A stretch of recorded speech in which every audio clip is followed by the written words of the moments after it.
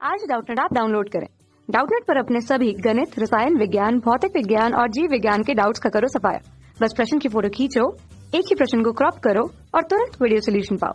अभी डाउनलोड करें। नमस्कार दोस्तों, दिया गया प्रश्न है एक यू आकार के 20 सेंटीमीटर लंबे तार को 20 सेंटीमीटर वक्रता त्रिज्या वाले अवतल दर्पण के सामने कुछ इस प्रकार से रखा गया है, तो प्रतिबिंब की कुल लंबाई क्या करनी है, ज्ञात करनी है।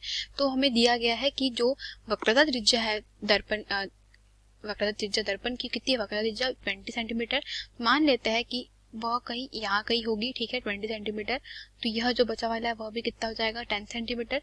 तो इसके कारण जो बनने वाला प्रतिबिंब होगा वह कहाँ बनेगा, मान लेते हैं कि वह कुछ यहाँ कहीं बनेगा, ठीक है। तो मान लिया कि यह प्रतिबिंब यहाँ कहीं बना, तो अगर मैं इसको नाम दे दूं क्या, ए बी, इसको नाम दे दूं मैं सी और इसको नाम दे दूं डी, तो उसके बाद जो बनने वाला प्रतिबिंब होगा वह क्या हो जाएगा, ए डैश बी डैश, ये जाएगा हमारे पास में सी डैश और ये हो जाएगा डी डैश। अभी हमें नहीं पता है कि जो 30 सेंटीमीटर के लंबे तार को अगर इस तरीके से रखा गया है तो अभी प्रतिबिंब कहाँ बनना है, कैसा बना है, ठीक है, अभी हम लोग ज्ञात करेंगे, ठीक है। तो अगर हम लोग पहले ए बी की बात करें, हम लोग पहले पार्ट ए बी की बात करते हैं, ठीक है।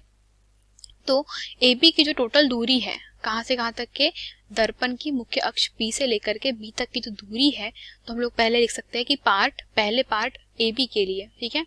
तो भाग ए बी के लिए जो यहां से लेकर के यहां तक की जो दूरी है वह कितनी है, उसको नाम दे देते हैं पी बी।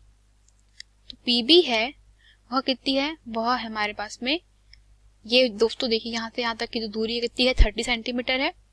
और यहाँ से यहाँ ये जो इन दोनों के बीच की दूरी है वो कितनी है, 10 सेंटीमीटर है। तो ये क्या हो जाएगा, 30 + 10, ये हो गया 40 सेंटीमीटर।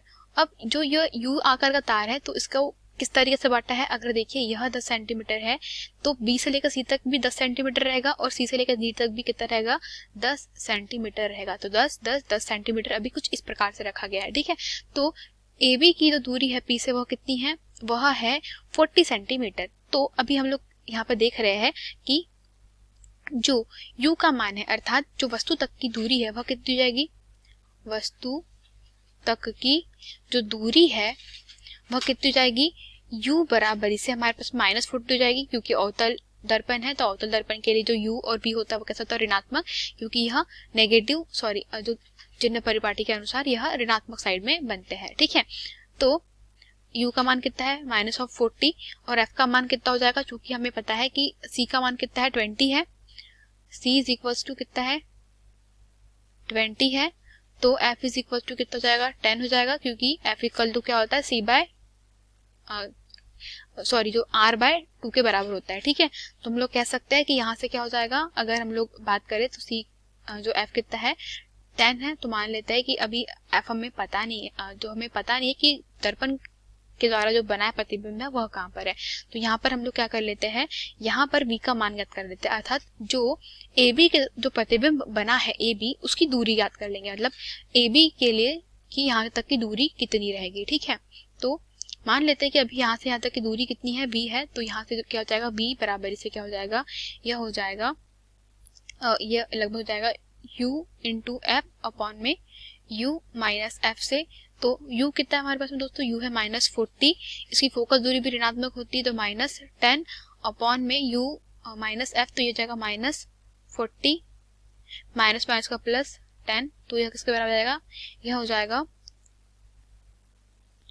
जाएगा v बराबर इसे -40/3 के बराबर, जो लगभग किसके बराबर जाता है, लगभग आता है यह ऋण 13.33 के बराबर आएगा। तो v का मान कितना निकल गया हमारे पास में, v का मान निकल गया हमारे पास में 13.3 के बराबर, ठीक है। अर्थात जो जो ए बी की जो दूरी है, कहाँ से बी से जो बी डैश की जो दूरी है वो कितनी आ गई हमारे पास में, वह आ गई 13.3, अर्थात इन दोनों के बीच की दूरी कितनी है, 13.3, ठीक है। अब आगे हल करते हैं। तो हमें कहाँ से कहाँ तक के, हमें P से लेकर के B डैश तक की दूरी प्राप्त होगी, वह कितनी है, ऋण 13.3 सेंटीमीटर के बराबर है।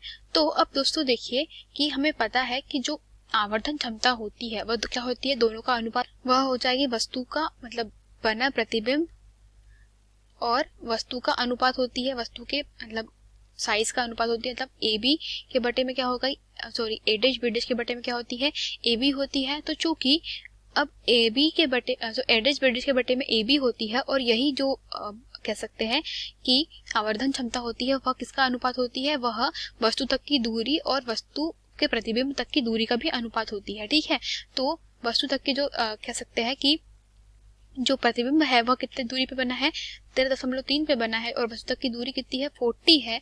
तो इसको जब हल करेंगे तो किसके बराबर आ जाएगा, वह आएगा ऋण 1/3 के बराबर आएगा। कौन, यह। ठीक है, तो ये किसके किसके कारण आया है, यह। चूंकि इसको मैं अलग अलग लिख देती हूँ तो कंफ्यूजन नहीं होगा। ठीक है, हम इसको लिख देते हैं समीकरण क्रमांक 1 और हमें पता है कि वी एम बराबर से क्या होता है, एम बराबर से होता है माइनस में अभी वी बाय यू। ठीक है, तो v क्या है हमारे पास में, v है हमारे पास में 13.33 अपॉन में माइनस ऑफ 40 और आवर्धन क्षमता ऋणात्मक है तो ये हो जाएगा ऋण में 1/3 m का मान है। ठीक है, इसको समीकरण क्रमांक 2 देते हैं तो समीकरण क्रमांक 2 से मान रख दिया गया वहां पे। ए बी का मान कितना है हमारे पास में, जो कि दोस्तों ए बी का मान 10 सेंटीमीटर है, तो हम लोग लिख सकते हैं इसको यहाँ पे ऋण 1/3 is equal to a dash B dash के बटे में ए बी कितना है 10। तो यहाँ से जब हम लोग हल करेंगे तो ए डैश बी डैश का मान आने वाला है वह कुछ आएगा ऋणात्मक 3.33 सेंटीमीटर। ठीक है, यह मान हम लोग, चूंकि यह ए डैश बी डैश का मान है, ठीक, तो हमें एक भाग का मान पता चल गया वह कितना है, ए डैश बी डैश का मान कितना चल गया हमें, यह है 3.33 के बराबर है। अब सेम प्रोसेस हम लोग सी डी के साथ दोहराएंगे दोस्तों। तो सी डी के लिए, ठीक है, सी डी के प्रतिबिंब हेतु वह क्या हो जाएगा, वह हो जाएगा हमारे सी डी के लिए जो पी से लेकर के सी तक की जो दूरी है, ठीक है, ये यहाँ से यहाँ तक की जो दूरी है वो कितनी है, 30 सेंटीमीटर है। ठीक है, और फोकस दूरी कितनी है, वो तो 10 है, वो तो है। ठीक है, तो अब हम लोग इससे क्या कर लेंगे, इसका मान निकाल लेंगे। तो क्या हो जाएगा, 1v इज इक्वल टू कितना होता है, वह होता है u इंटू एफ अपॉन में u माइनस एफ से निकालेंगे तो क्या हो जाएगा हमारे पास में, वह हो जाएगा 30 माइनस 10 अपॉन में माइनस 30 प्लस 10। ठीक है, तो यह किसके बराबर आ जाएगा, यह आ जाएगा,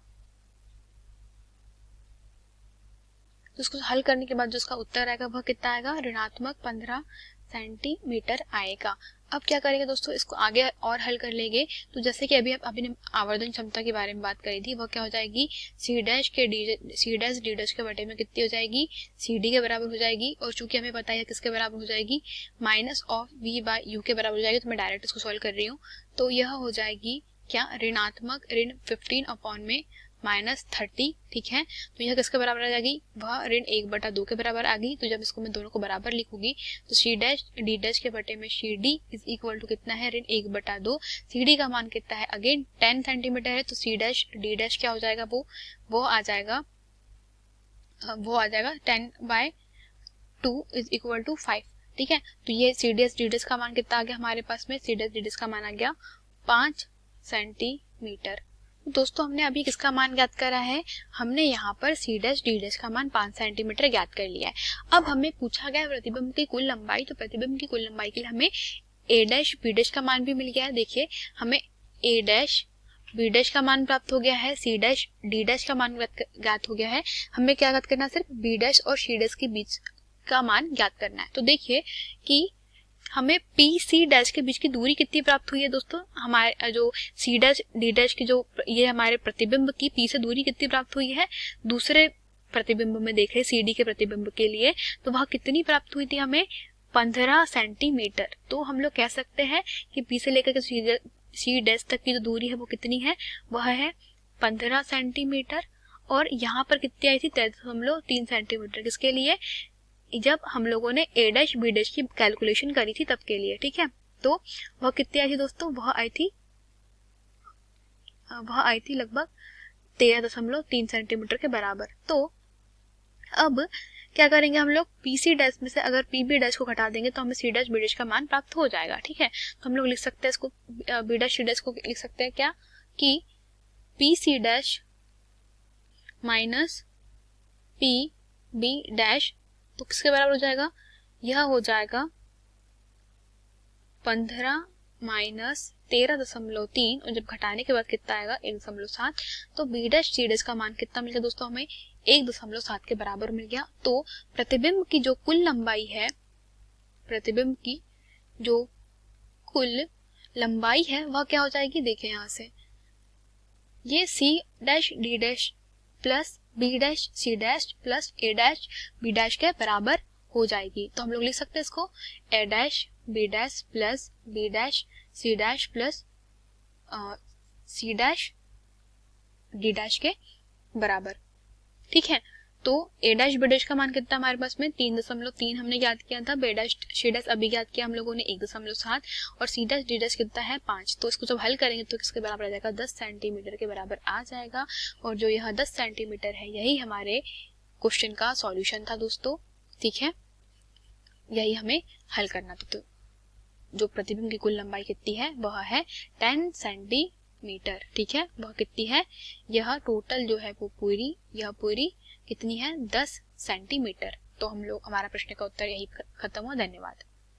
कक्षा 6 से 12वीं से लेकर नीट, IIT, JEE वो एडवांस के लेवल तक 1 करोड़ से ज्यादा छात्रों का भरोसा। आज ही डाउनलोड करें डाउटनेट ऐप या व्हाट्सएप करें अपने सारे डाउट्स 8400 400 400 पर।